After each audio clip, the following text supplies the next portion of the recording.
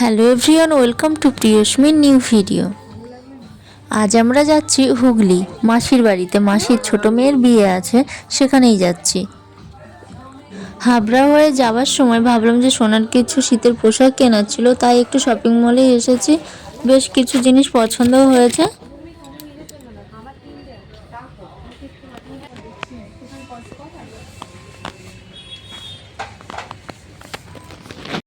এখন আমরা অশোকনগর পার করে নৈহাটির দিকে যাচ্ছি। সোনা তো গাড়িতে উঠেই ঘুমিয়ে পড়েছে। কোথাও যাওয়ার সময় আমরা বাইকেই বেশিরভাগ টাইম যাই। আর আমার মেয়ে তো গাড়িতে উঠলে খুবই কান্না করে, অস্বস্তি বোধ করে। বাইকে তো আমরা তিনজন কোনো অসুবিধা ছাড়াই চলে যেতে পারি, কিন্তু এখন তো বেশ ঠান্ডা পড়েছে, আর বাইকে এভাবে বাচ্চা নিয়ে যাওয়া ঠান্ডা লেগে যাওয়ার ভয় থাকে। তবুও আমি ভালোভাবে মুড়িয়ে নিয়েছি, তেমন অসুবিধা হচ্ছে না। আর বেশি সময় নয় নৈহাটি ফেরিঘাট আসতে, 3-4 কিলোমিটার আসলেই আমরা চলে যেতাম। কিন্তু সমস্যা হয়েছে, এখানে নৈহাটি বড় মায়ের মন্দিরে আজ সিএম এসেছে, তো সেই জন্য সব কিছু রাস্তা এখন বন্ধ করে দিয়েছে। এখন বলছে যাওয়া যাবে না এখান থেকে, তো 1 ঘন্টা দাঁড়িয়ে থাকতে হবে। বড় মায়ের দর্শন করে সিএম এই রাস্তা দিয়েই যাবে, তো সেই জন্য এখন রাস্তা বন্ধ আছে। সোনা তো এখনো ঘুমিয়ে আছে। অশোকনগর একটা দোকানে আমরা একটু দাঁড়িয়েছিলাম, সেখানে সোনাকে একটু খাইয়ে নিয়েছি।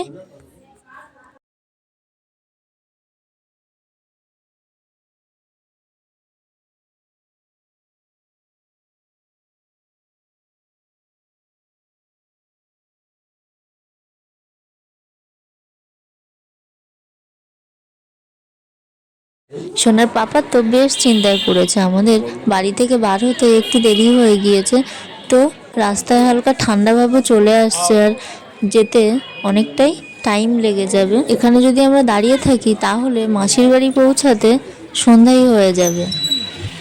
অনেক কিছুই চিন্তা করে ভাবলাম আমরা কল্যাণী হয়ে যাব।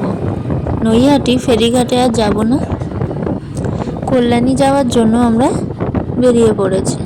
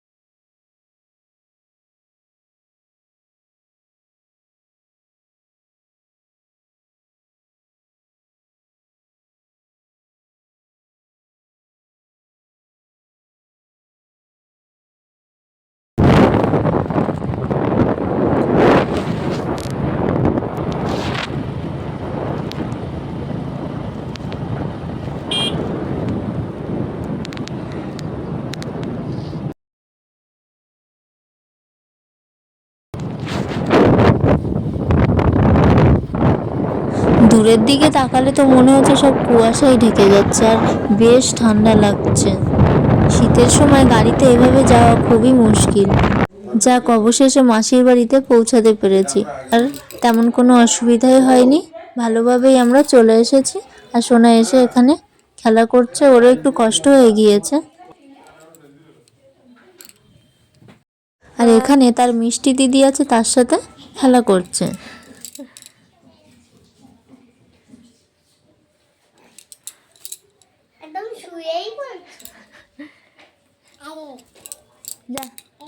আমাদের তো আসতে একটু দেরি হয়ে গিয়েছে, তো এখানে মেহেন্দি পরানো শুরু হয়ে গিয়েছে। আর বিয়ের কোণে এখন তার হবু বরের সাথে কথা বলছে।